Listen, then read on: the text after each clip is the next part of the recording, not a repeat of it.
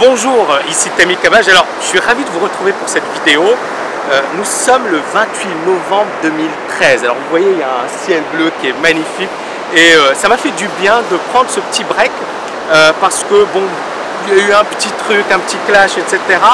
Et c'est important, effectivement, de tourner la page, de faire table rase, de manière à revenir beaucoup plus en forme. Et pourquoi j'en parle? Parce qu'en trading, il y a beaucoup trop de personnes qui, malheureusement, lorsqu'elles subissent des échecs, lorsqu'elles ne sont pas en forme, etc., qu'est-ce qu'elles font? Au lieu de casser cette routine infernale, au lieu de tourner la page, au lieu de passer à autre chose, elles s'entêtent, elles rentrent dans une spirale infernale et c'est très souvent difficile pour elles de revenir en arrière.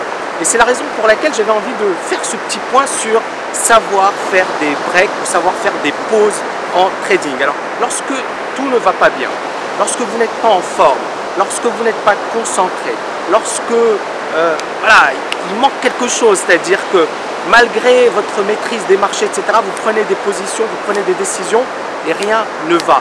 Bien, il ne faut pas chercher, vous n'êtes pas concentré, vous n'êtes pas à fond.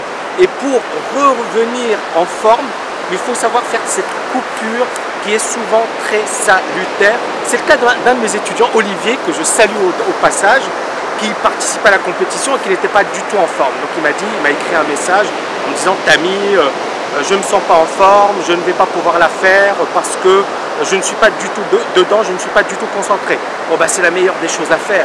Lorsque vous n'êtes pas à fond, lorsque vous n'êtes pas concentré, il vaut mieux faire effectivement ce break. Je vais parler d'un trader à qui c'est déjà arrivé, Paul Rotter. Alors Paul Rotter, c'est quelqu'un qui est un très bon scalper, qui à un certain moment s'est pris une grosse gamelle. Il a perdu plus de 2 millions de dollars si ma mémoire est bonne. Et pourquoi? Parce qu'effectivement il n'était pas du tout dedans, il n'était pas du tout concentré. Qu'est-ce qu'il a fait? Eh bien justement, il a arrêté toute son activité de trading et il a pris des vacances, il a pris un mois de vacances. Il a fait un break, il s'est déconnecté du trading et puis il est revenu en super forme et il a regagné effectivement ses pertes assez rapidement.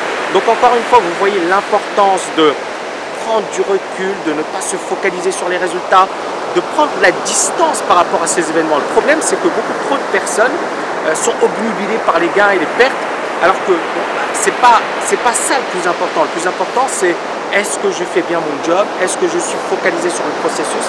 Est-ce que je suis en train de progresser ou pas? D'accord? Il faut savoir se poser les bonnes questions au lieu justement de se remettre en question parce que vous avez perdu ou de se sentir extrêmement invincible parce que vous avez gagné. C'est la plus mauvaise chose ou manière de procéder.